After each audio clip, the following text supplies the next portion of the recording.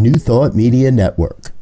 We are a global broadcast network of positive music, media, and entertainment, inspiring humanity's evolution along the journey of enlightenment and creating a world of love, peace, empowerment, and prosperity for all. New Thought Media Network. Positively inspiring.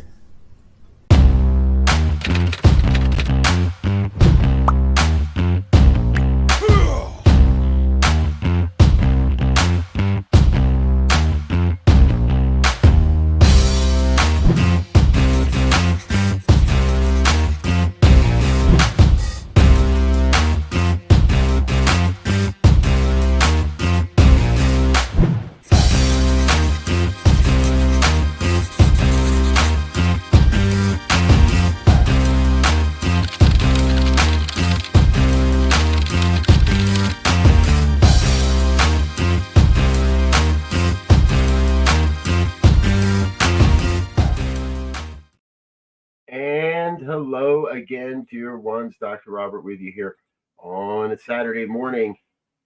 It's 9 o'clock on the Mountain Time Zone, and that means it's time for our Saturday morning Science of Mind and Spirit conversation series. As the video shows, this is our opportunity to get together on a Saturday morning and share more of the teachings of Ernest Holmes, more of the teachings of religious science. It's specific in that regard. And what we do, for those that know, we start the year with the Science of Mind textbook. And we go through the textbook week by week. It's all of a various rotation of ministers and speakers. And then about the middle of the year, we finish the textbook and we jump over to the archives. And we explore lesser known materials out of the Science of Mind archive library. So we'll invite you to check that out. Saying good morning to a bunch of folks here. Linda Plasters, good morning. Good to see you, dear brother, dear one. Sorry, jumping ahead, dear one. Brother Wayne's gone fishing with his, and still with us. So good to see you here, Wayne. Dear Fiona, afternoon to you. Morning blessings to us, afternoon to you. And Lori, thank you, Lori. Lori and Fiona do our morning blessing, our morning prayer time on Saturday mornings, 8:15 Mountain Time. Always a wonderful prayer. I thank you for that this morning, ladies. Good to see you both here as well. Anyone else that's watching, feel free to chat along, chime along, drop a comment. Ardelia, morning from Northern California. Great to see you here. Thanks for being with us. And so I'm going to do something a little different here today. We are playing over at the archives, and I found something. I forgot to share the screen. Let's see if I can share the screen real quick. I found something that I thought was really, really cool. Yep, here it is. It's the Tuesday Invitational Class from 1958. If you're a member of the archives, you can get it for free. If not, you can get it for $1.99. And there's a link in the description of today's program to let you take a look at that. Really cool resource. It's a great resource, and it's what we're going to use today. So let me explain. There's Shay Bird. Good morning, Shay. Good to see you.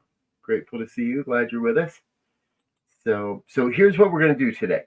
The 1958 Tuesday Invitational course from December 9th. So we're talking about 65 years ago. I'm going to share both the opening treatment, the lesson itself, and the closing treatment today. And I'm going to recite those for you and read those to you. I invite you to listen, really, really listen to how Holmes puts together this talk. It goes into some pretty fun places. And it goes into a couple of confusing places, and I'm going to do my best to not commentate on this as we go. Otherwise, we'll be here for a week. But to present what Holmes was presenting to his invited only students in 1958, which is only, and in December of 1958. So he's like less than a year and a half from his transition. These are some of his later teachings, if you will. And they're pretty, well, I want to get into it. I'm excited to do this. I came up with this idea yesterday. Take another little sip of my tea here. This is going to take us a little while. So I invite you, this is going to take us just a little while. So I invite you to kick back, relax, settle in with if you've got something. And as always, if questions come up, feel free to put them in the chat box. However, my hope is that we're going to make it through this simply as an experience. And it'll probably take us about a half an hour here. And then we'll come back to a bit more of the question and answers, if you will. And I'm happy to stick around and take questions today. And so Holmes starts with a treatment. And if you're in a comfortable place to close your eyes, I invite you to please do so. And he spoke. Let's turn to that divine center within us, which is both God and man. God is the absolute in man as the manifestation, knowing that there is but one. And that one is present in each of us, all of it. That one is what we are. We look to that divine center of wholeness, which we accept as a pattern of our own being. We look out into the world of manifestation, not separating it from the unity of the whole, knowing that center and circumference are everywhere, that the one presence, the one power, and the one law is in and through all things and is all things. And knowing our word is the power of that law in motion, our faith is its declaration, our acceptance is its giving, and our giving is its circulation. We recognize the oneness of all life, the perfection of all life, the immediate presence of Creator in creation, and creation eternally manifesting the Creator. And we know that what we are now is the manifestation of that which has always been. We are empty of every denial of the eternal fact that there is nothing in existence but God, and what happens to be the opposite has no reality, no matter who believes in it, or how many people believe in it, or for how long. And we surrender to that which is, everything which does not belong.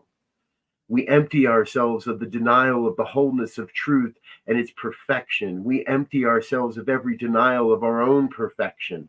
We rise into the conscious perception of the unity of that which is present in its eternity everywhere and in ourselves and in that what we are. For there is one life. That life is God. That life is perfect. That life is our life at this moment, all of it. And recognizing ourselves in it, we recognize it in ourselves. From glory to glory, from reflection to reflection, from image to image and likeness to likeness.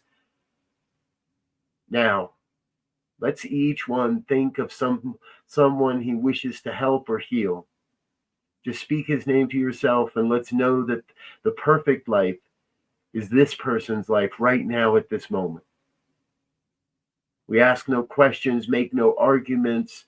There is the perfect life manifesting in every organ, action, and function of this person, eliminating what does not belong until there is nothing left other than that which is so, which ought to be, and which must be, and is, and which we accept.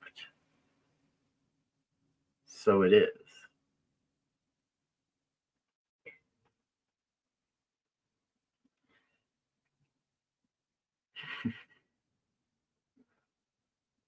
So it is.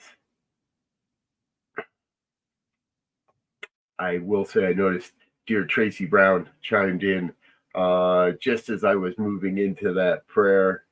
At least a comment showed up. But surely if Holmes were alive today, all of us would be a part of his invitational class because he would be using Youth on Media Network as his broadcast platform.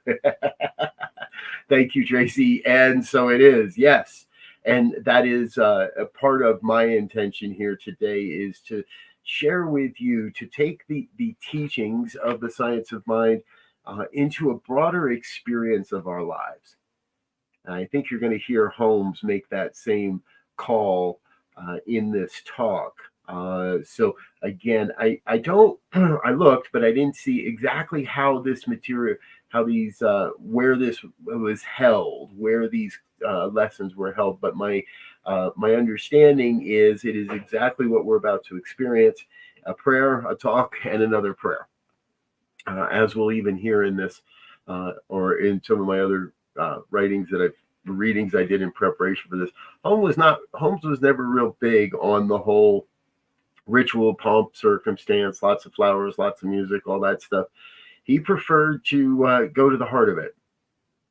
And so, if you will, with me, I present to you Dr. Holmes's talk from December 9th, 1958, to the Tuesday Invitational Class here on the Saturday Open Invitational Class. How's that sound, Tracy? I like that one.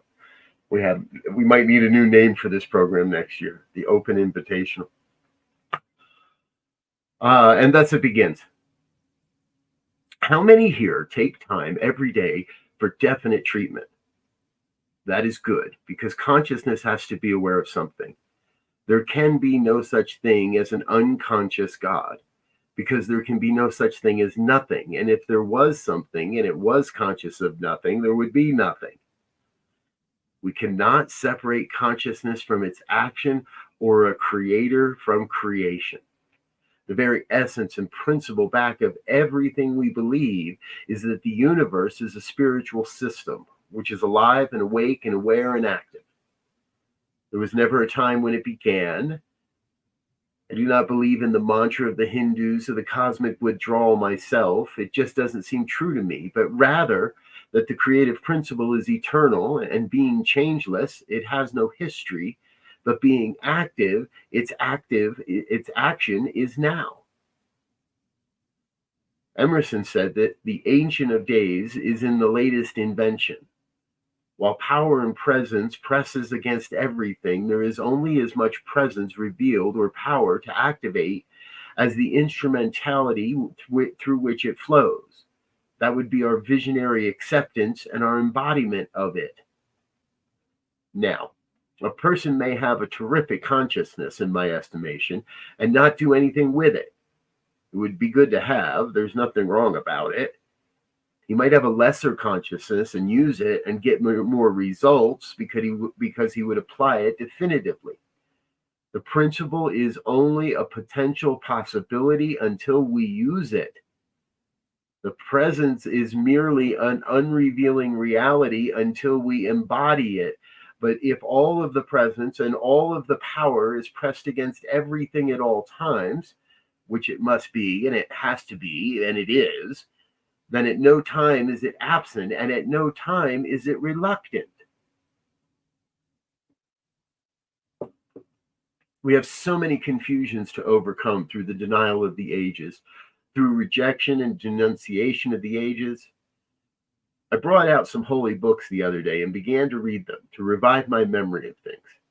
I found, even in as glorified a thing as the Bhagavad Gita, which I have read all my life, it is the most read book next to our New Testament in the world, the book Gandhi read every day. But about 1/3 of it is denouncing something. It is hard for us to get to a place where we reject nothing, resist nothing, and are violent over nothing. We are so conditioned to force to resistance, to violence, that we do not understand that the transcendence transmutes rather than reconciles opposites. I was interested because I'm very familiar with most of the Bibles of the world and most of the great spiritual teachings. There is nothing in the universe but action and reaction. Action being consciousness and reaction being intelligence, but unconscious. There cannot be anything else, or we may say presence and law. There are the two pillars in front of the temple, the meaning of the Ark of the Covenant. The Ark means the vehicle containing the life principle, and the covenant, the law of God that cannot be changed. Now, we believe in both, but I was very interested and wanted to get a little inspiration from some of these holy things, and I read 3 of them, sighed, and put them down and began to treat. Now, it isn't that they don't contain terrific wisdom and great truth, but I thought then that it is very even ever more about and about and about.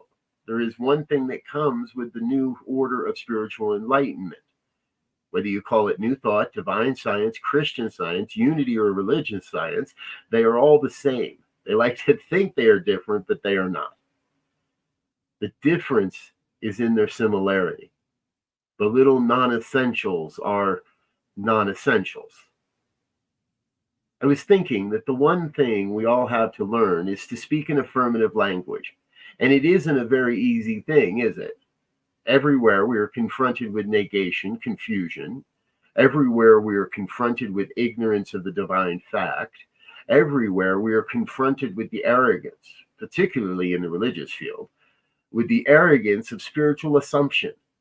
I mean, of the spiritual authority, the false assumption. There is no such thing outside your own mind. Jesus knew this. So when they said, by what authority do you do this? He said, you can figure it out. I'll tell the man to get up and walk. I don't want to waste time arguing little things with little minds. Now, the genius of the new concept, if we interpret all the scriptures in a new light, taking such truth as they have and discarding the rest, because 3/4 of every Bible would be better if it were never written. The universe can only speak in affirmative language. I am that I am, and there is no God beside me. And you and I can only affirm, although we may do so negatively. We think we can affirm and deny, but we can't, because if I say it isn't so, then that is an affirmation.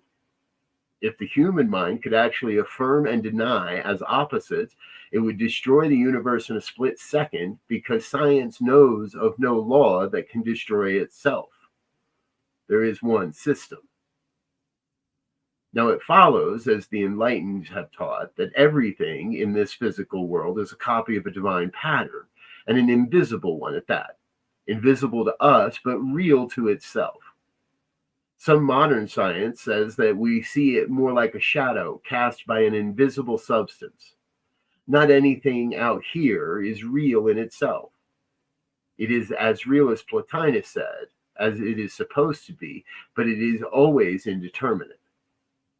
Our whole system of thought, whether it is conviction, philosophy, belief, religion, theology, or whatever, is that we are all living in a spiritual universe which makes things out of itself, by itself becoming what it makes through the law of its own being, inherent in the constitution of its own nature. Do you know what that means? What I'm trying to say is that God did not make God. Law did not make law. We live in a universe which cannot be explained, but has to be accepted, and yet it is rational. We go through processes of reasoning to arrive at that which does not go through process of reasoning, but if it did, the process would be correct. Jesus said, I judge no man, but if I did, my judgment would be correct. We have to be living in a universe which was, is, and will remain self-existent, not self-causing, because the causeless cause is uncaused. But that is why it is the cause of everything else. Self-existence means that which is first, last, and in the middle, the beginning and the end, the alpha and the omega. We have to live in a universe where the activity of the causeless cause is eternally causing its own effect through its own idea, that it may come into the gratification of the self-expression of its own delight. That is self-evident. That is the only reason for creation. We are not here to get saved. We are not here to glorify God, as though God felt awfully unglorified and had to create some little guy like you and I to glorify himself. We are here because God couldn't help making us in its own delight. This is the eternal creation, the eternal generation, the eternal conception, the eternal immaculate or eternal transcendent truth becoming a transcendent fact, not for its own edification or for glorification, but for its own expression. That creative urge that Jesus said, the wind bloweth where it listeth, and thou hearest the sound thereof, but canst not tell whence it cometh and whither it goeth. So is every one that is born of this Spirit. That pressure against everything to express that which the originating cause knows itself to be, but experiences itself as being only in its own manifestation. You can't have an unmanifest God. Creation is necessary to the Creator. Now, there must be in this self-existence a pattern of everything that is here and is a complement in this self-existence, in our individuation, whether we're aware of it or not. There must be a concept or an idea of everything that we experience, either generic in the nature of the universe, cosmic as originating cause or in the mind of man, as a collective thing, even though it is wrong, projecting a condition which is a logical effect of its own cause, but it doesn't necessarily have to be. We might all be hypnotized from cradle to grave by what the whole world believes. I think it is entirely possible, but as Emerson said, once in a while somebody wakes up and looks around him. He refers to the moments of illumination, similar to the one Whitman referred to when he speaks of for the first time he ever saw this light, and all people have referred to it and seen it. I have seen it several times and wrote about it once. Some friends said, "You can't write that," and I said, "It has nothing to do with good or bad, a reward of merit or something you earned. Nobody has to earn the right to live, you know." Never have a funeral without saying we believe in immortality, but it's not something we earn. No one is good enough to earn it, and no one is bad enough to destroy it, and that is true. And that knocks them out. They said it is dangerous to say this is not a reward of merit, but I insist it isn't. It has nothing to do with it at all. And you will find in the recitation of the ones who read Cosmic Consciousness, Richard Maurice Buck's book, some of them were regular hellcats, but it struck them and knocked them over. Edwin Carpenter said when he visited Walt Whitman in New Jersey, and when he was coming back on the ferry, he looked up and thought the whole city of New York was on fire. The point I wish to make is that it is by no strenuous effort the kingdom comes at the time when you think not, when you are not even. There's nothing anyone can do that is good enough to get in or bad enough to keep it from being there. Therefore, there is nothing that the wisest person can do other than receive it. As James Russell Lowell said, "Bubbles we earn with a whole soul's tasking, 'tis heaven alone that is given away, 'tis only God may be had for the asking." But Jesus did not separate the asking from the receiving. There are 2 or 3 things that Jesus contributed to the welfare of the thought and philosophy of the ages. Before him, that was entirely a unique contribution. One was when he forgave people their sins. "Today shall thou be with me in paradise." This set at naught the whole teaching of the Jews and Hindus, because the Hindus and Buddhists said that salvation must be earned. The self must raise the self by the self. I think that's pretty right too. The Jews followed the Shibboleth, and now the Christians say by grace, all of which some have some truth in it. But the thing that Jesus did, he cut what in our terminology, the time track of causation, whether it was from yesterday to tomorrow or from today before yesterday until day after tomorrow. And like the Zen Buddhists found, the present moment in which we live, which because it has cut the time track of causation without destroying causation. Remember, This is the law that of no effort, but which changed the sequence so that tomorrow is not bound to yesterday by that sequence. He didn't care who sinned, this man or his grandfather or someone else. He said, the light is here, and whoever stands in the shade is in the shade. Look up. Behold, the kingdom of God is at hand. And the other innovation was that Jesus was the first person we have any recorded history of who definitely and consciously practiced what is the very basis of our activity now, the manifestation of these signs. And he did it by no longer separating the belief from the believer, or from the thought from the thing, or the cause from the effect, or the alpha and its sequence from the omega. And he said, when you pray, believe you've got it, and you will have it. That is exactly what they have demonstrated at Redlands University in a new book entitled Prayer is the Answer. Very interesting, particular to me. As I have said, it has to be demonstrated in a psychological laboratory rather than in a theological seminary, because the theological seminary would cast out the stone that formed the ark and held the others from falling apart. And that was the immediacy, the ever-presence, the changelessness, and the reality of the totality of all things, beyond, neither beyond the point or approaching it, but eternally, as if it, as the ancient said, whose center is everywhere and whose circumference is nowhere. Now, these are the two things that were the two innovations in the teaching of Jesus. Tomorrow doesn't matter. Yesterday doesn't matter. He didn't say yesterday wasn't or tomorrow will not be. Anything today can be changed, but the changing of it is not yesterday or tomorrow. It is today. And therefore, nothing that ever happened is of any consequence, even though we are all under the law of its bondage. We saw clearly what Isaiah prophesied when Isaiah said, he shall leave captivity captive. In other words, there are not two powers in the universe.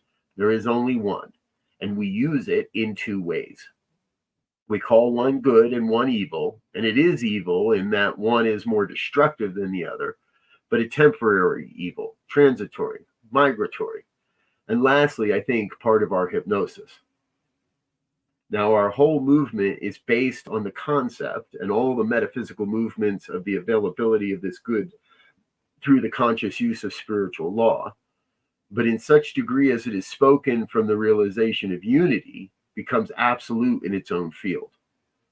A treatment is not a coercion. It is not an influence on someone or something.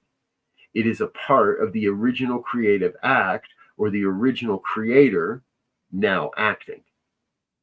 The gravitational force that would hold this ring on my finger is no different from the gravitational force that is holding the Empire State Building in its place.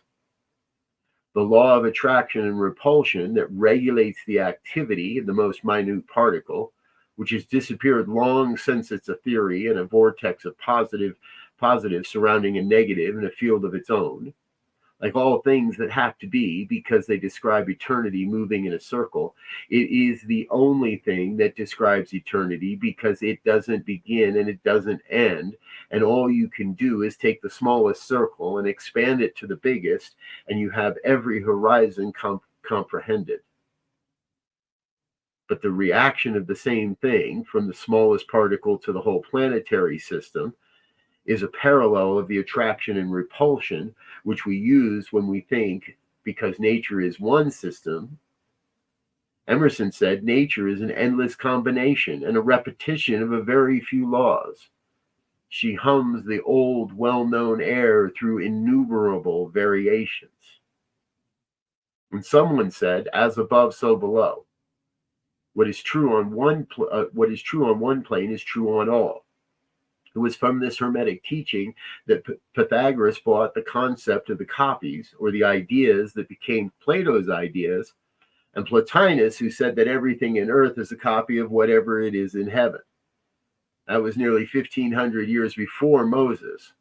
And when that was taught, That is in accord with Swedenborg's laws of correspondence or parallels of Emerson, or the Bible saying, do this according to the pattern shown you on the mount. The thing we have to realize is that in such degree as our own treatment is a statement of truth of what is, no matter what it contradicts, it doesn't matter what it contradicts. As Aurobindo said, the transcendent transmutes. It does not reconcile, by which he meant you are now dealing with a different kind of causation. Say two icebergs are drifting together. They may grind the Empire State Building between them, functioning on the plane of resistance, but the heat of the sun will melt the icebergs, and they haven't a thing to say about it. I will work, and who shall let it, saith the Lord. The icebergs cannot fight the sun. They cannot deny it. They cannot hide from it. They cannot resist it. And the sun doesn't try to resist the icebergs. If it did, it would be down on the level of being frozen water, and all three would find themselves in the powder snow together. But saith the Lord, for I will contend with him that contendeth with thee. For all they that take the sword shall perish by the sword. In other words, on the level of resistance, resistance is. On the level of combat, combat is. We are each on some level of resistance and combat, or we would manifest the perfection that we're instinctively or naturally must be. And all of our practice is aiming toward the embodiment of that which already has to be, and plus the realization that only the word that is spoken bears fruit. That last part is what we don't do enough of, I think. I mean, we all believe in the potential. We all believe that God is all there is, that God is perfect, God is good, love is real. But now this is something that we have to consciously practice. We do not seem to have the quick perceptive power of Jesus to grab up a dead man and say, get up and walk, or come out, or multiply the loaves and fishes, but we do it by a process. And I think until we can do it by any instantaneous manifestation, we better resort to the process. I mean, if you can't immediately be on top of the mountains, thank God you can climb till you get there. Remembering that each step creates a vista more vast till the summit is reached, where the eye views the world as one vast plain, as one boundless reach of the sky. Now, the fact that each one of us is a total identity and an absolute is equals to the absolute being, its total identity, you know? In other words, there are words of prayer that have some power. All prayers, all words must have some power. But there are some words that have all power. It wouldn't be equal to the identification of the word with the object, but to the identification of the word with the object, with that which is beyond the object and the word. It's just another way of saying, seek the kingdom of heaven first, and everything else will be added. And then there is a great deal of confusion as to what we mean by seeking it. Now, it can mean swapping what isn't for what is. That is all it can mean. It cannot mean anything else. Letting go of what isn't for what is, surrendering what isn't for what is, identifying oneself with what is rather than what isn't, until what isn't, because it is now fed by our belief that it is. Now, someone will say, oh, nonsense, it is not. Someone will say, show it to me, but you can't show it to anybody. How are you going to weigh and measure your soul? Who, by killing a nightingale, will capture its song? I've never seen the wisest theologian or philosopher who ever lived lay an egg, and if he did, it would be a rotten one. Life itself, even though it flows through us and immerses us and surrounds us and bathes us in the perennial spring of its eternal waters, there is a river. That is what that means. It eludes us as fact, even though it reveals itself in fact. And unless one sees the revelation of it in fact, it would be like the poet spoke of the man who was such a realist that a primrose by the riverbank, a yellow primrose, was to him. I am the most unrealistic person who ever lived. I don't deny anything. I think if people itch, they ought to scratch. If they get sick, they ought to get well. Whether they take a pill or use prayer, I don't care what it is. There is no God who kicks the modern metaphysician in the pants because he takes a pill, any more than there is one who damned the people who disbelieved what was accepted. It is a modern superstition. And it is from the awful toll-taking ignorance that we have to extricate our soul, since we are bound by superstition and fear. We are weighted down. We are hypnotized by the race belief. We are mesmerized. Someone said the blindness lingers in our eyes throughout life. And who is there confronted with the sense of disunity, who takes the time to unify the fear in his own mind long enough? We are all long on the teaching and pretty short on the practice. And I think the reason is that we haven't caught enough of the transcendence to know there is no opposite or there is no opposites. Jesus said, "Ye cannot serve God and mammon." The Bhagavad Gita said you cannot enter into bliss until you do away with the pairs of opposites. Now, in our theory, God is all there is. There isn't God and something else. It looks as though there was a lot less, but there isn't. This is why Jesus only had 2 or 3 very simple rules. He said, when you pray, believe you have got it. And when you get it, it will be a big help to you if you don't judge according to appearances. In other words, if you look beyond, and if we get in the realm of the transcendence, where lesser causes are already unified in a field which cannot be divided against itself, therefore we would not be treating, praying, or opposing the enemy in our own mind, because while we are opposing him, he's going to sit tight and shuffle around. Now, it isn't very easy when we are in pain to think peace. This I know. It isn't very easy if we are impoverished to think abundance, but this is the nature of the universe, and there's no use kicking against it. There is no use trying to resist its non-resistance, because the only answer that will come will be an echo from a void. It is only when deep calls into deep that deep can respond, and it always responds by corresponding with our mental attitude. And so even when they are dividing themselves between the opposites, we experience the opposites. No one has completely overcome this thing, and I guess we won't overcome it by fighting it, but we have a goal towards which we wish to attain, and it is both selfish and unselfish. I am willing to admit it is selfish. I don't care, since everything that anyone does on earth is selfish, in that it is a desire to express the self. There is nothing wrong about that. If it is egotistically selfish, it is futile. If it is egotistically selfish, it is right.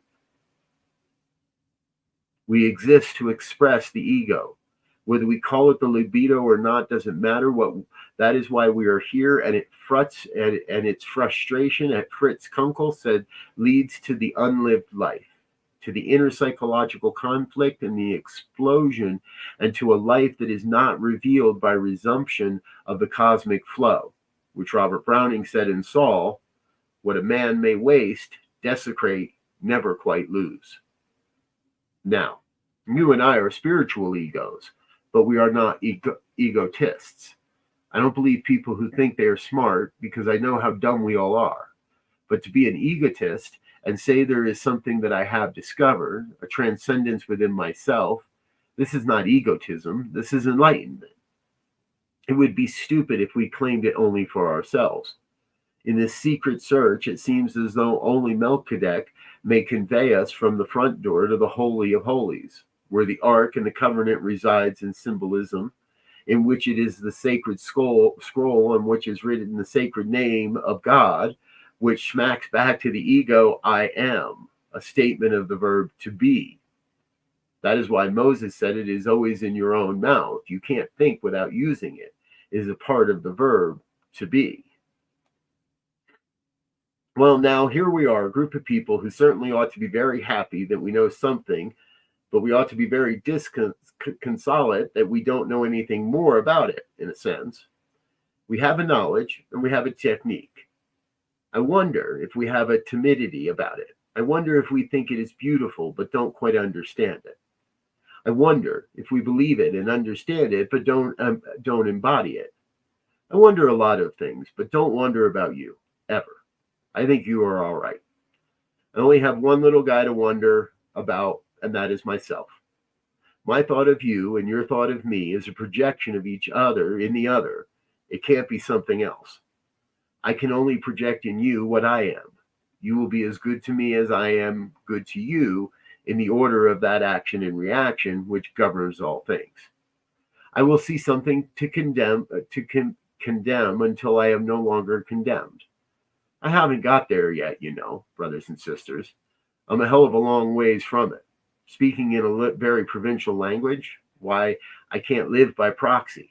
I can't live because you're a nice person. You can't live because I talk too much and say so little. It is impossible. As Emerson said in Self-Reliance, no kernel of nourishing corn can come to him but through his toil bestowed on the plot of ground which is given to him to till. I was explaining it to someone this morning, and they asked, what is the trouble with the world? I said, back of it all, we are so afraid and lonely, and have a sense of isolation and frustration, and with it comes an unconscious sense of guilt and rejection, which gives birth to the anxiety and insecurity, all of which are effects, and they are in every person's life in some degree. And whether the man is an evangelicist preaching Christ and him crucify, or whether he is a new thoughtist or a Brahmin, it doesn't matter. The only thing he can deliver to anybody is to give that person back to himself and a sense of security in the universe in which he lives without fear. There is no other salvation. The only thing that anyone can give you or me is some degree upon some level of that thing that he has more of or is more sure of, or brazenly can announce so someone becomes convinced of it. That is why I believe even in the holy rollers, Nothing is good or bad, but we make it that way. Remember, there are many kinds of intoxication. We are saved, we are lost, we are intoxicated on many varied levels. For we might have a certain sense of well-being, and along with it, a sense of not well-being. Now, if every one of us exists as a potential hole in the whole, which we do, the very fact that we live proves that. We don't have to prove that we are alive. We merely have to prove how awake we are in our aliveness. Isn't that true? We're alive, but this is the gift of grace. But how awake we are as our aliveness is being saved by our works. The Buddhist said we are saved by our works, and the Christian said by our grace. I think it is both. Grace is given, and then we have to do something with it. But here we are in a universe undivided, indivisible. All of it is present to each one of us. The potential of the whole thing, and eternally knocking at the doorway of our consciousness, is that which doesn't say, let me in, because it doesn't know it is out. If it knew it were out, it would never get in, But it is eternally singing a song. In other words, peace is forever peace.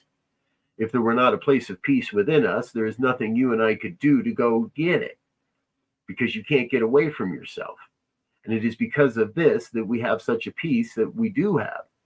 If we listen more to it, it would flow out into everything we do, and what we do would have become transcendent. So we practice the presence of God as generality. Then we practice the presence of that which is desired as applicable as application of this thing. God is all there is, but we have to know God is all there is, where it doesn't appear to be, and where we're not going to know God is all there is. Where God doesn't appear to be, while we fight what doesn't appear to be God. It's very difficult not to do that, at least for me, because I'm a New Englander. But there is the thing knocking against the doorway. Behold, I stand at the door and knock. As Browning said, once the imprisoned splendor may escape, then in effecting entry for a light supposed to be without. It has to be there. Everything is within. Nothing is without. Now, everything will always be within, and this doesn't shut out the without, because the deeper we go within, whatever we are, the more completely we go into the within of what now looks as though it were without. This is very important. I do not believe in any system of thought that must arrive at reality through renouncing anything, God, man, or the devil, because you have something unredeemed when you do that. Jesus didn't do this. He took it along with him. He unlocked the secret of the thing, and he didn't throw away the key. He didn't bother to say it isn't there. He treated it merely as a shadow. The more deeply we go within, the more deeply we enter into that which now appears to be without, but which was always within. The within we are going into. That is why the Zen Buddhist said at first, the mountain is there as an obstruction. Then you begin to renounce and denounce and separate and decide to get spiritual, and the mountain has to disappear to become an illusion. But by and by, you look up and it will still be there. I think this is beautiful. It isn't that our denial denies the fact of the truth.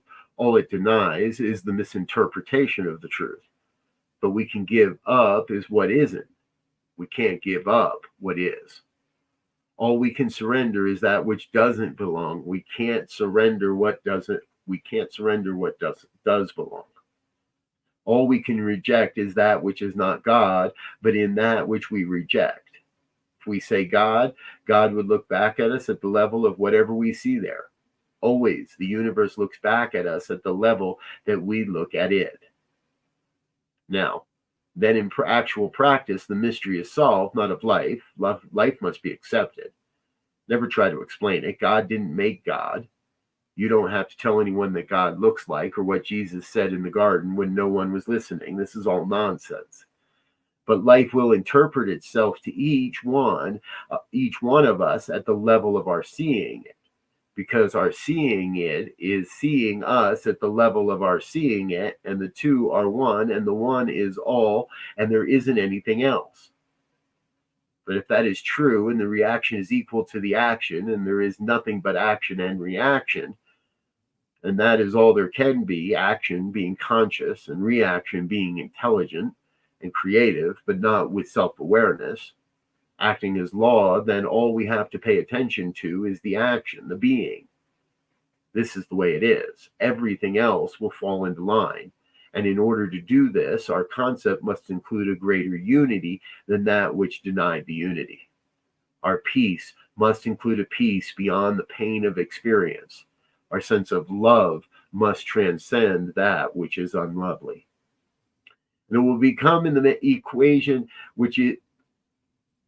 it will become in the equation, which is that the fact is equal to the consciousness manifest, and that the consciousness that is to be manifest is caught in our own vision from a transcendence which eternally exists, just as the sun does not resist the iceberg, and the iceberg cannot resist the sun.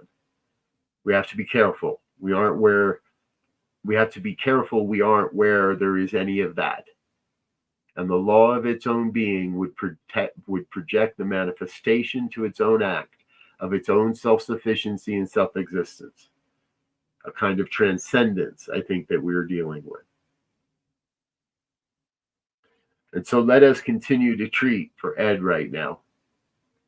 And we know there is an atmosphere in this church created just like what we have been talking about, created by our acceptance and Ed's acceptance because it is true. We're not trying to bring God to this service. God is already there waiting for us to catch up with him. But we are going to recognize that divine presence in every person that comes there so that our recognition lifts him up out of the illusion, fear, doubt, uncertainty, sickness, poverty, unhappiness, or separation, because it is an illusion. God is all there is. And we know there is an awareness of love there, flowing through Ed and flowing through Ruth, and everyone who is helping everyone. The atmosphere is filled with it. There are people stepping into that field, that light, and in that light there is no darkness, and in that light we shall see the light. We know that our word is present at this service and at every service, revealing the love and truth and beauty and wisdom and power that God is, naturally, spontaneously, happily, humanely, with feeling and warmth and color which people love and which belongs. It belongs to the universe in which we live. It is not a drab and colorless thing. It is chock full of feeling and warmth and color and vitality and spontaneous self-expression. Now, as each turns deep within themselves to uncover the secret of the ages, Jesus called it the pearl of great price, for which a man will sell that which he has in order to possess it. We know that that pearl is there, that presence is there. There is one life. That life is God. That life is our life. That life is perfect right now, and it is perfect in us, in every organ and action and function of this physical body, and every thought of this mind, and the inspiration of this spirit, and the illumination of this light in which we live. We recognize God, the perfect, God, the human, God, the divine, God, the one and only, because there is one and but one. And it is our will that everything we touch shall be made whole, and every person we meet shall be healed as if he needs it. There shall come a sense of security and peace and happiness and love and wisdom, and we surrender everything that denies this supreme affirmation. I am that I am, beside which there is none other, never was and never will be, can't be and isn't going to be. Now it is our will, our desire, and our acceptance that everything we touch shall spring into a newness of life and joy and sing its song, and it is a triumphant song. And we know we are governed by divine intelligence. We are led by divine intelligence, and we know the only sacrifice we make is that which doesn't belong cannot be put on the altar of wholeness, and all fear, all doubt, everything that is unkind, every judgment and condemnation and our universe includes that which is love and wisdom and peace and power and joy and beauty. And so it is.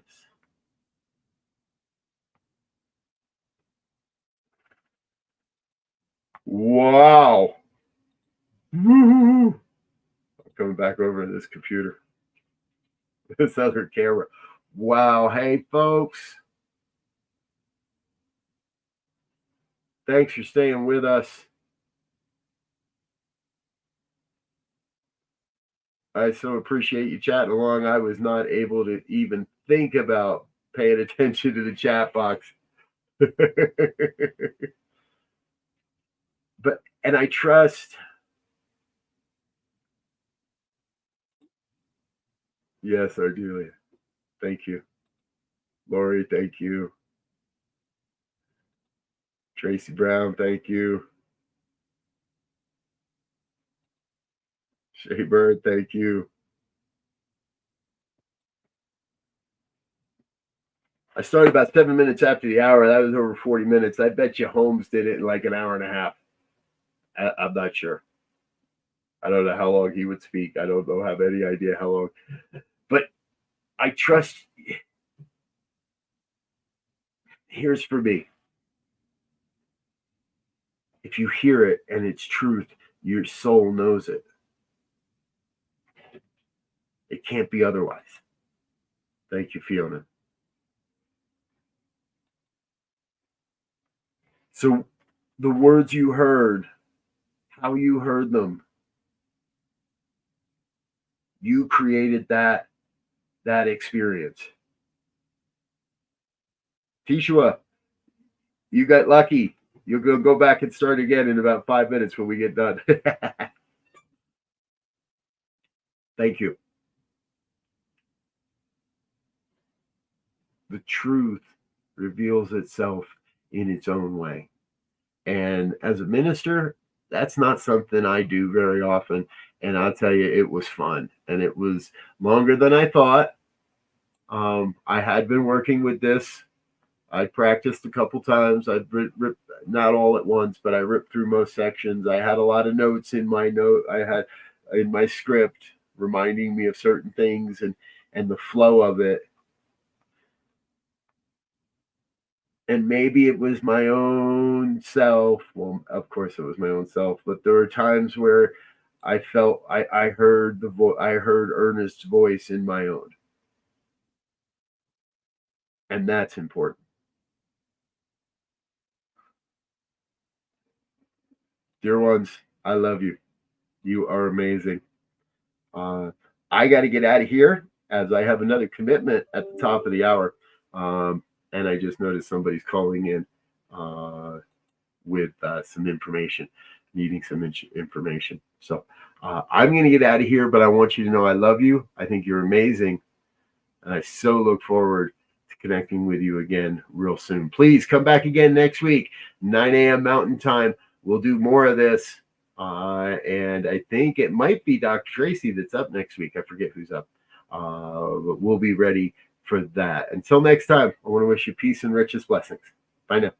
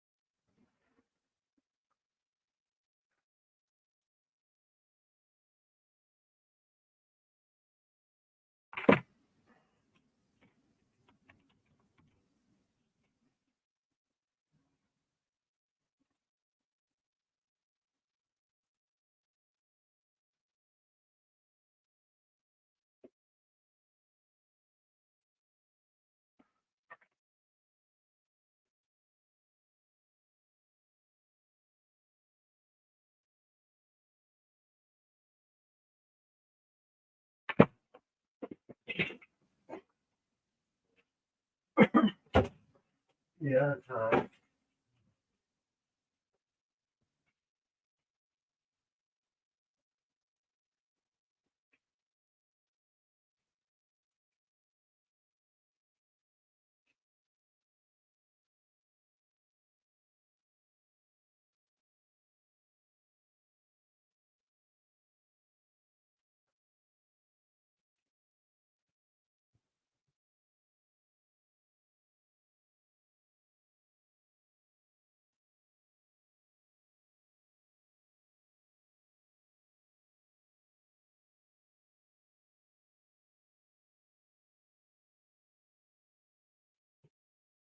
Huge.